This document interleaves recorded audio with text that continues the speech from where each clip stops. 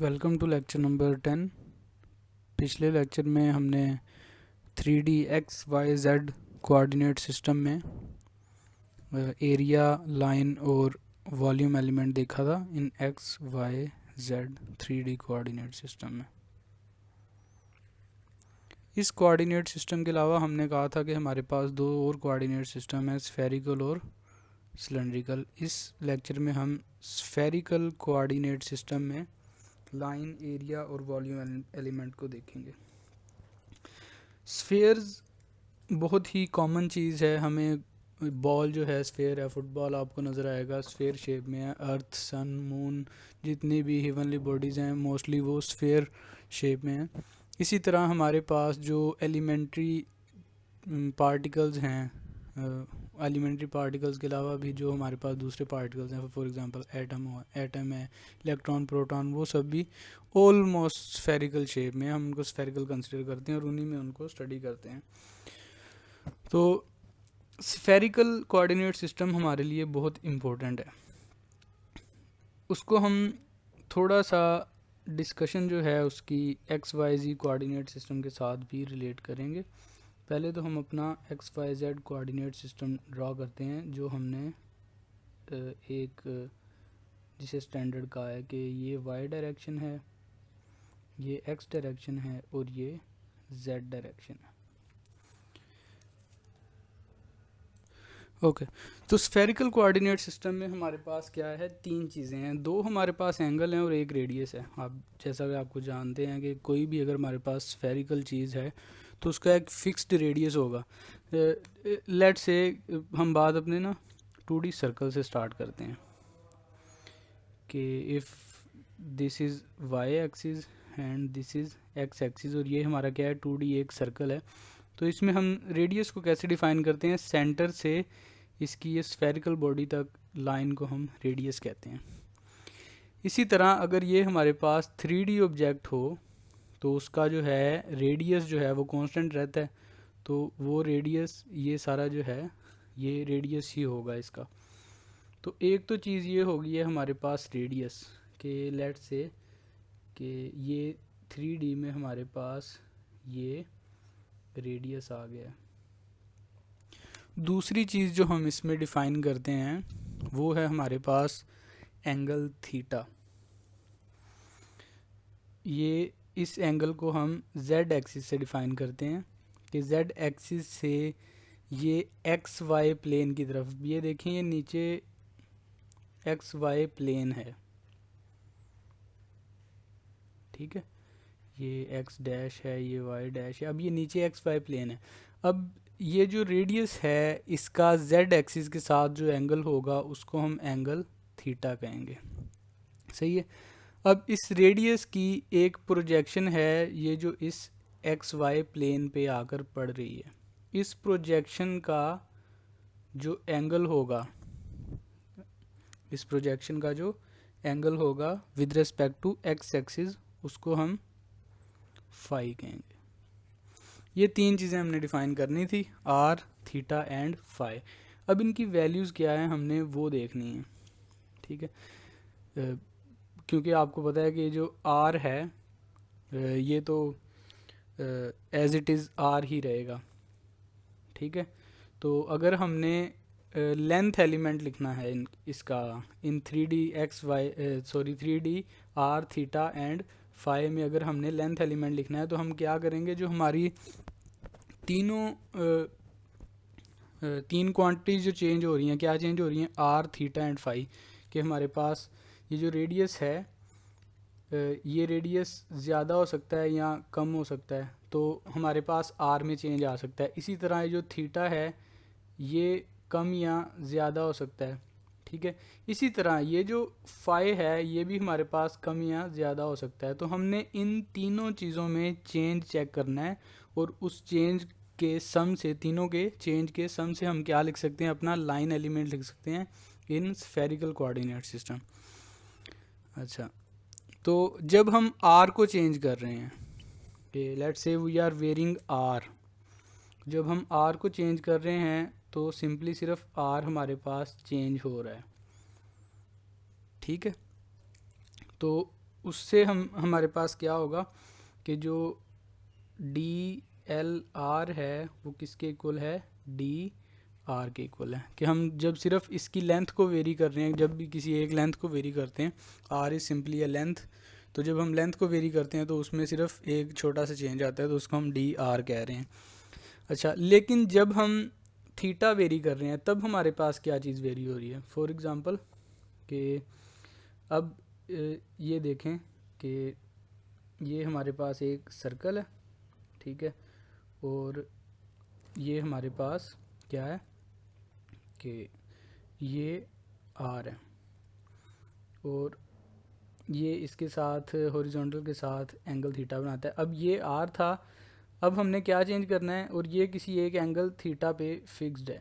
अब हमने क्या करना है, इसको इसका थीटा चेंज कर देना है, आर वही रखना है ये।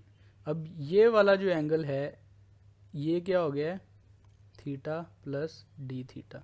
अब इसके एंगल चेंज करने से हमारे पास क्या चेंजिंग आई है, इसके एंगल चेंज करने से हमारे पास ये सरकमफ्रेंस में चेंज आया है इतना, ठीक है, ये सरकमफ्रेंस में चेंज आया है। तो जब हम डी थीटा को वेरी करते हैं तो रिजल्टेंट हमारे पास क्या आता है, आर डी थीटा। अब इसमें भी वही केस है कि जब हम थीटा वेरी कर रहे हैं, कि अगर हम थीटा को यहाँ ये ले आए, ठीक है, अब ये हमारे पास क्या है, ये यहाँ से लेके यहाँ तक ये एक हमारे पास सरकमफ्रेंस कवर हुआ है जिसको हम आर्क कहते हैं। तो इस आर्क लेंथ क्या होगी, d theta is equal to r d theta. तो डी एल यानी कि लेंथ एलिमेंट फॉर थीटा, ये हमारे पास क्या आ जाएगा, आर डी थीटा, ठीक है।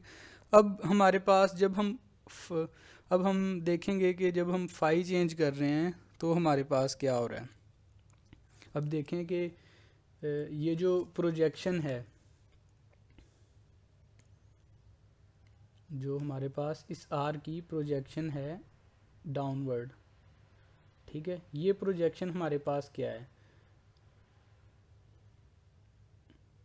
ठीक है, ये वाली प्रोजेक्शन हमारे पास क्या है। अच्छा, ये अगर ये हमारे पास एंगल थीटा है, ये वाला एंगल थीटा है, तो एक प्रोजेक्शन हमारे पास ये वाली आ रही है, और ये वाली दोनों पैरेलल हैं, और ये वाली हमारे पास प्रोजेक्शन क्या है, ये हमारे पास आर कॉस थीटा है।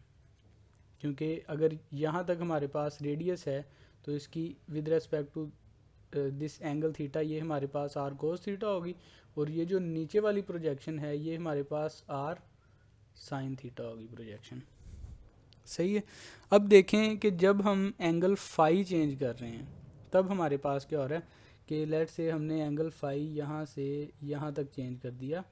अब यहाँ से ये यहाँ तक एक सरकमफ्रेंस कवर हुआ है, इस सरकमफ्रेंस के लिए जो रेडियस है वो आर साइन थीटा है, एंड देन थीटा चेंज होने से डी थीटा चेंज हो रहा है। तो जो हमारे पास डी फाई जो है, sorry, d phi is equal to, ये हमारे पास किसके इक्वल आएगा कि जब हम चेंज इन फाई करेंगे तो ये हमारे पास क्या चेंज करेगा, d l theta, d l phi को जब हम चेंज करेंगे, यानी कि फाई को जब हम चेंज करेंगे तब हमारे पास आर साइन थीटा और डी फाई आएगा। तो जो थर्ड एलिमेंट है हमारे पास डी एल फाई, वो क्या आ रहा है, r sine theta d phi. Okay, तो अब हमने अपना कंप्लीट लेंथ एलिमेंट लिखना है कि 3D coordinate 3D spherical coordinate में हमारे पास जो कंप्लीट लाइन एलिमेंट है वो क्या है। तो वो हमारे पास d l d r in the direction of r plus r d theta in the direction of theta plus और क्या चीज़ हमारे पास चेंज हो रही है, r sine theta d phi in the direction of phi. ये हमारे पास लाइन एलिमेंट आ गया है स्फेरिकल कोऑर्डिनेट सिस्टम के लिए, ठीक है। अब जैसे हमने उसमें किया था x y z coordinate system में क्या किया था कि जब हमने एरिया एलिमेंट्स लिखने हैं तो हम क्या करते हैं कि हम constant of surface find out करते हैं कि सरफेस का कांस्टेंट क्या है। अगर हमारे पास इन तीनों क्वांटिटीज़ में से 1, 2 एंड 3 इन तीनों में से जो चीज़ कांस्टेंट होगी उसका हम क्या करेंगे, डायरेक्शन लगा देंगे और बाकी दोनों की जो मैग्नीट्यूड है उनको मल्टीप्लाई कर देंगे। तो इसमें हमारे पास एरिया एलिमेंट किस तरह के हो सकते हैं, ठीक है। लेट्स से कि हमारे पास अगर आर कांस्टेंट है तो DA1 हमारे पास एक एरिया एलिमेंट है जो आ सकता है कि अगर हमारे पास आर कांस्टेंट है, आर चेंज नहीं हो रहा, तो हम क्या करेंगे 2 और 3 को मल्टीप्लाई कर देंगे, तो अब हमारे पास क्या आएगा r square sine theta d theta d phi in the direction of r. अगर हमारे पास थीटा कांस्टेंट है तो हमारे पास एरिया एलिमेंट क्या आएगा, हमारे पास एरिया एलिमेंट आएगा r sine theta d r d phi in the direction of theta. ये 1 और 3 को मल्टीप्लाई करने से आया, ये कहाँ से आया हमारे पास 2 मल्टीप्लाइड बाय 3, ये कहाँ से आया हमारे पास 1 मल्टीप्लाइड बाय 3, और तीसरा जो एरिया एलिमेंट हमारे पास आना चाहिए वो हमारे पास क्या आएगा 1 और 2 को मल्टीप्लाई करने से, और वो आ रहा है r d theta in the direction of phi. ये हमारे पास 1 और 2 को मल्टीप्लाई करने से आ रहा है। ये तीन हमारे पास एरिया एलिमेंट्स आ रहे हैं स्फेरिकल कोऑर्डिनेट्स, और यही आएंगे हमारे पास, इनके अलावा नहीं आएंगे। तो हम किसी भी तरह की स्फेरिकल बॉडी के area elements, different area elements लिख सकते हैं, लाइन एलिमेंट लिख सकते हैं। अब जो वॉल्यूम एलिमेंट है वो हम इसका लिखना चाह रहे हैं। वॉल्यूम एलिमेंट के लिए हमने क्या किया था कि जो हमारे पास DL है, लेंथ एलिमेंट है, उसमें तमाम जो यूनिट वेक्टर्स हैं उनकी मैग्नीट्यूड्स को हमने मल्टीप्लाई किया था।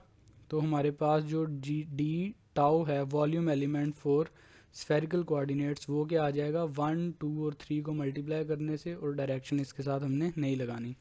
तो ये हमारे पास आ जाएगा r square sine theta d r d theta d phi. ये हमारे पास क्या आ गया, वॉल्यूम एलिमेंट आ गया इन स्फेरिकल कोऑर्डिनेट सिस्टम। अच्छा, इसमें हमने ये तो देख लिया है कि हमारे पास रेडियस चेंज हो रहा है, हमारे पास थीटा चेंज हो रहा है, फाई चेंज हो रहा है, लेकिन उन पे हमने कंडीशंस नहीं लगाई कि वो कहाँ से कहाँ तक चेंज होंगे। तो इसके लिए हम वापस अपनी फिगर पे जाते हैं जो हमने ड्रॉ की है। तो जो हमारे पास, बल्कि इसके लिए मैं यहाँ पर स्फेयर पेस्ट करता हूँ और उससे आपको समझाता हूँ। हाँ, तो ये देखें कि ये हमारे पास स्फेयर है। अब इसमें हम ज़रा एक बार एक्स वाई जेड कोऑर्डिनेट्स अगर ड्रॉ करें तो ये हमारे पास इस तरफ क्या है, ये वाई एक्सिस है,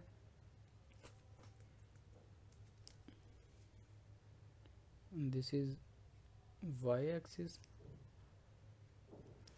अच्छा, उसके बाद हमारे पास ये इस तरफ क्या है, ये एक्स एक्सिस है, और ये ऊपर की तरफ हमारे पास क्या है, ये जेड एक्सिस है।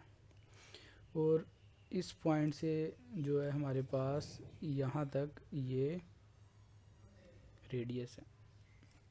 अब आप देखें जो रेडियस है वो ओरिजिन से 0 से r तक चेंज होगा। इसका मतलब है कि जो dr पे हमारी लिमिट होगी वो हमेशा 0 से r तक, ये कैपिटल R भी हो सकता है कि इसको कैपिटल R से रिप्रेजेंट कर दें कि जितना उस स्फेयर का मैक्सिमम रेडियस हो सकता है ना, ये वहाँ तक चेंज होगा। तो dr पर जो लिमिट है वो 0 से लेके कैपिटल R तक है कि स्फेयर के रेडियस तक। अब हम देखते हैं डी थीटा पर क्या लिमिट है। जो डी थीटा है, ठीक है, ये आप देखें कि अब ये डी थीटा ये चेंज हो रहा है, ठीक है, जेड एक्सिस से हम उसको मेजर कर रहे हैं।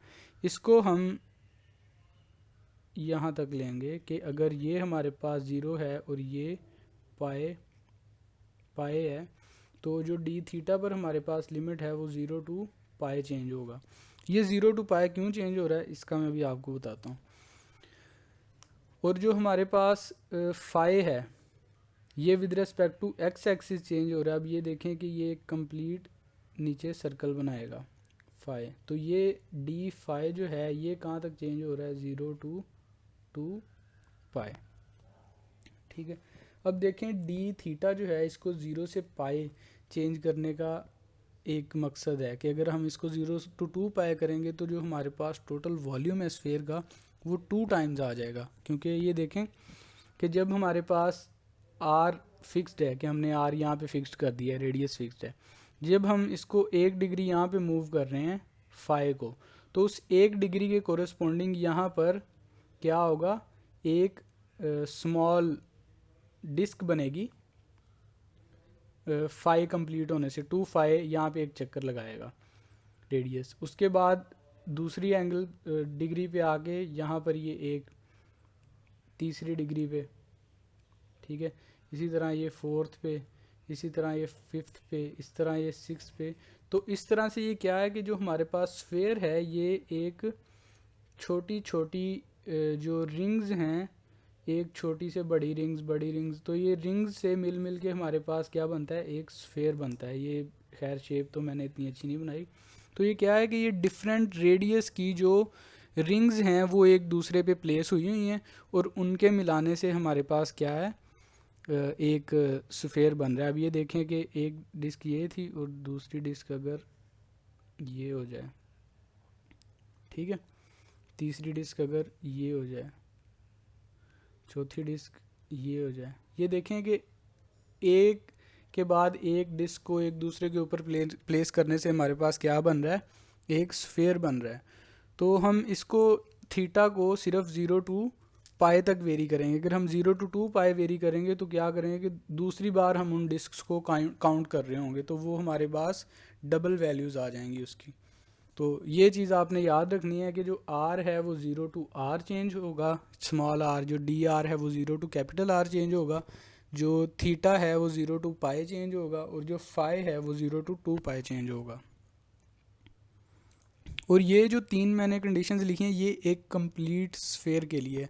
अब हम इसकी कुछ एग्जांपल्स देखते हैं कि डिफरेंट तरह की कुछ स्फेरिकल सिमेट्री से रिलेटेड हम शेप्स का एरिया एलिमेंट लिख के देखते हैं या उनका वॉल्यूम एलिमेंट लिख के देखते हैं और उन पे लिमिट्स कितनी है वो लिख के देखते हैं। यहाँ पे एग्जांपल्स करते हैं। अच्छा, पहली एग्जांपल हम ये स्फीयर की ही करते हैं कि इसका हम जो है किस तरह से डिफरेंट चीज़ें लिख सकते हैं। कि अगर ये ओरिजिन है, अब देखें कि ओरिजिन से लेके ये यहाँ तक, ये यहाँ तक ये आर ही है हमारे पास, तो इसकी सरफेस के लिए हमारे पास जो आर है वो फिक्स्ड है। अगर हमने इसका सरफेस का जो एरिया एलिमेंट है वो फाइंड आउट करना है, आर अब हमारे पास क्या हो गया है, फिक्स्ड हो गया है। तो बाकी का जो इसकी सरफेस का जो एरिया एलिमेंट है वो हम लिख सकते हैं d A is equal to, बाकी दो हमारे पास क्या हैं उनको मल्टीप्लाई कर देंगे तो हमारे पास आ जाएगा r square sine theta d phi in the direction of r. ये हमारे पास इसका एरिया एलिमेंट आ गया है, ठीक है। और इसका जो वॉल्यूम एलिमेंट क्या होगा, वो स्फीयर का वॉल्यूम एलिमेंट वही है जो हमने पीछे देखा है। अब हम इससे थोड़ी सी एक ट्रिकी शेप ले लेते हैं। अब हम क्या करते हैं, इसको हाफ में कट कर लेते हैं। अच्छा, अब ये देखें कि एक तो हमारे पास थी स्फेरिकल सरफेस, कंप्लीट स्फेरिकल। अब हमने क्या किया, एक हेमिस्फीयर ले लिया, ठीक है। अगेन ये एक्स एक्सिस है, ये वाई एक्सिस है and this is Z axis. अब ये देखें कि जो हमारे पास दो सरफेस हैं, एक ये हमारे पास सर्कुलर फेस है जो कि एक डिस्क टाइप है, और ये एक हमारे पास कर्व्ड सरफेस है। अब जब हम इस कर्व्ड सरफेस पे घूम रहे होंगे तब हमारे पास जो आर है वो फिक्स्ड है। इस सरफेस पे आर जो है वो हमारे पास फिक्स्ड है। लेकिन इस सरफेस पे देखें जो ब्लू कलर में हाईलाइटेड है, इसमें जो आर है वो ये भी हो सकता है, ये हो सकता है, ये हो सकता है, ये हो सकता है, ये हो सकता है। इसमें जो आर है वो वेरिएबल है। अब हमें पता कैसे चल रहा है कि आर वेरिएबल है, देखें जिस सरफेस पर आप खड़े होते हैं ना, उस सरफेस को आप एनालाइज करें कि उस जगह पर आप कहाँ कहाँ घूम सकते हैं। अब ये देखें कि इसमें आप यहाँ पर कहीं भी घूम सकते हैं, तो इसका मतलब है कि आर जो है वो वेरी कर सकता है इस सरफेस पे, ठीक है। तो अब यहाँ पे हमारे पास आर वेरी कर रहा है। अब हमने देखना है इस सरफेस पे क्या चीज़ वेरी नहीं कर रही है। ये जो हमारे पास डिस्क वाला फेस है, इस पे क्या चीज़ वेरी नहीं कर रही। इस पे एक चीज़ वेरी नहीं कर रही, क्या चीज़, ये जो थीटा है ये यहाँ पर फिक्स्ड है, कितना है, π/2, थीटा इज़ फिक्स्ड। तो ये जो हमारे पास सर्कुलर फेस है इसके लिए हम एरिया एलिमेंट कैसे लिखेंगे, dA1 इज़ इक्वल टू, हमारे पास अगर जो थीटा है वो फिक्स हो गया है तो हम क्या करेंगे, दूसरी जो दो टर्म्स हैं उनको मल्टीप्लाई करेंगे तो हमारे पास क्या आ जाएगा, r sine theta dr d phi in the direction of theta. लेकिन इसमें अब आप ये चीज़ देखें कि जो हमने थीटा डिफ़ाइन किया है वो हमने इंक्रीजिंग इन दिस डायरेक्शन कहा है, लेकिन जो हमारे पास इस सरफेस की डायरेक्शन है वो उसके ऑपोजिट है, तो इस पे यहाँ पर हम माइनस साइन लगा देंगे, ठीक है। अब ये जो हमारे पास कर्व्ड सरफेस है, इस कर्व्ड सरफेस पे हमारे पास आर जो है वो फिक्स्ड है। तो जब हमारे पास आर फिक्स्ड है तो हमारे पास क्या चीज़ें आ जाएंगी, dA2, इसके लिए हमारे पास एरिया एलिमेंट आ जाएगा r² sine theta d theta d phi in the direction of r। अब ये कहाँ से आया है, ये हमारे पास 2 और 3 टर्म को मल्टीप्लाई करने से आया है। ये हमारे पास कहाँ से आया है, 1 और 3rd टर्म को मल्टीप्लाई करने से आया है, सही है। तो हमने हमेशा उस लाइन एलिमेंट से टर्म्स उठाकर क्या करना है, अपना एरिया एलिमेंट लिखना है, और जो वॉल्यूम एलिमेंट है वो फिक्स्ड है। तो आपने हमेशा ये चीज़ें एनालाइज करनी है कि आप जिस सरफेस पे खड़े हैं उसकी डायरेक्शन क्या है, उसमें कांस्टेंट कौन सी चीज़ है और उसमें वेरिएबल कौन कौन सी चीज़ है। इन 3 चीज़ों को एनालाइज करके आप किसी भी स्फेरिकल XYZ या सिलेंड्रिकल सरफेस का line element, volume element, area element सब कुछ लिख सकते हैं। अच्छा, अब ये देखें आप कि मैंने आपको बता तो दिया कि लाइन एलिमेंट कैसे है, एरिया एलिमेंट कैसे है, वॉल्यूम एलिमेंट का नहीं मैंने आपको बताया। तो ये देखें कि जब हमारे पास ये आर चेंज हो रहा है, अब ये देखें यहाँ तक ये पहले आर है, ठीक है, एंड देन यहाँ तक इस पॉइंट तक ये क्या हुआ है, डी आर चेंज हुआ है, ये डी आर है, ठीक है। अगर हमारे पास थीटा चेंज हुआ है, ये हमारे पास देखें ये थीटा चेंज हुआ है, यहाँ से ये यहाँ तक हमारे पास क्या हुआ है, थीटा चेंज हुआ है। तो जब हमने थीटा चेंज किया है, ये वाली चीज़ हमारे पास, ये सरकमफेरेंस चेंज हुआ है आर डी थीटा। और जब हमने फाई चेंज किया है, फाई देखें ये यहाँ से ये यहाँ तक डी फाई जो चेंज हुआ है, अब ये देखें इसके कोरिस्पोंडिंग ये यहाँ पर चेंज हुआ है डी फाई, ठीक है। तो डी फाई चेंज करने से हमारे पास इसकी जो प्रोजेक्शन है, ये देखें ये यहाँ पर इसकी प्रोजेक्शन थी और ये प्रोजेक्शन हमारे पास क्या है, आर साइन थीटा, ये हमारे पास यहाँ से यहाँ तक चेंज हुई है, तो ये हमारे पास r sine theta d phi आ गया। अब इन तीनों को मल्टीप्लाई करने से हमारे पास इसका वॉल्यूम एलिमेंट आ रहा है, ठीक है। ये देखें कि जब हमने डी आर की मैग्नीट्यूड को डी फाई की मैग्नीट्यूड को डी थीटा की मैग्नीट्यूड से मल्टीप्लाई किया है, तो इन तीनों की मैग्नीट्यूड मल्टीप्लाई करके ये हमारे पास एक छोटा सा वॉल्यूम एलिमेंट बना है 3D स्फेरिकल कोऑर्डिनेट सिस्टम में। ये हमारे पास वॉल्यूम एलिमेंट आ रहा है उसका। ये उस तरह से हमने एक छोटा सा चिप सेट निकाल लिया है। अब देखें कि ये किस चीज़ को रिजेंबल कर रहा है। अगर आप कभी तरबूज लेने गए हो बाहर से, या तरबूज कोई लेके आया हो घर, तो आपको नज़र आएगा वो उन्होंने इस तरह सी एक कोन निकाली होती है उसमें से। अब अगर आप तरबूज वैसे तो कम्प्लीटली स्फेरिकल नहीं होता, लेकिन अगर आप उसको एज्यूम करें तो ये उसका एक स्मॉल उन्होंने एरिया वॉल्यूम एलिमेंट उसमें से निकाला होता है। उसको आप एनालाइज करें, आप सेब को दरमियान से काट दें, कंसिडर करेंगे स्फेरिकल या कम्प्लीटली सेब, ठीक है। अब आप उसको दरमियान से कट करें, उसकी 2 सरफेस होंगी, लेकिन अगर आप एक ही सेब के 4 हिस्से कर दें तब आप देखें आपके पास कितनी सरफेस आ रही हैं। एक नीचे है, 2 साइड्स पर हैं, एक फिर आपके पास कर्व्ड सरफेस है, तो आपके पास टोटल 4 सरफेस आ रही हैं। इस तरह से आप डिफरेंट सरफेस को एज्यूम करें और उनके एरिया एलिमेंट लिखने की कोशिश करें। अब ये देखें कि ये जो सरफेस आपके सामने है इस वक्त, ये आपके पास 1 क्वाड्रेंट है उसका स्फेरिकल बॉल का। तो इसमें आपके पास कितनी सरफेस हैं? एक तो ये सरफेस है बाहर की साइड पे, एक ये इस तरफ सरफेस है, एक ये नीचे सरफेस है, 3 सरफेस, और एक ये कर्व्ड सरफेस है। ये आपके पास 4 सरफेसेस हैं। इन 4 सरफेसेस के लिए आप एरिया एलिमेंट्स लिख सकते हैं। ठीक है। अब ये जो कर्व्ड सरफेस है इसके लिए आपके पास आर कांस्टेंट होगा। जो दूसरी आपके पास ये वाली सरफेस है इसमें आपके पास phi is equal to 0 constant है। ये जो सरफेस है इसके लिए आपके पास phi is equal to π/2 constant है। और ये जो आपके पास ये जो नीचे वाली सरफेस है इसके लिए आपके पास theta is equal to π/2 constant है। तो ये इस तरह से आप कॉन्स्टेंट्स को डिटरमिन करके सर अपना जो है वो एरिया एलिमेंट लिख सकते हैं। तो इस पे आई गेस यही डिस्कशन थी। इसमें आप बुक का सेक्शन 1.4 में कर्वीलिनियर कोऑर्डिनेट्स में 1.4.1 सेक्शन है स्फेरिकल कोऑर्डिनेट्स का, वो अगर आप रीड करना चाहें उसमें इसकी डिस्कशन बहुत कम है कि ये area element, volume element, line element किस तरह से लिखे हुए हैं। उसमें स्टार्ट में कुछ और भी डिस्कशन है कि हम स्फेरिकल कोऑर्डिनेट को XYZ में कन्वर्ट करें। वो हमारे लिए ज़रूरी नहीं है हम इसको कन्वर्ट करें। जब हम स्फेरिकल कोऑर्डिनेट सिस्टम में हैं तो हम स्फेरिकल को ही डिस्कस करेंगे। वो ज़रूरी नहीं है कि उसके बिहाइंड हम सारी चीज़ों को समझें, उसकी कन्वर्जन समझें। वो सिंपल एक ट्रिग्नोमेट्री है, वो आप ख़ुद भी कर सकते हैं। तो इस लेक्चर के लिए इतना ही था।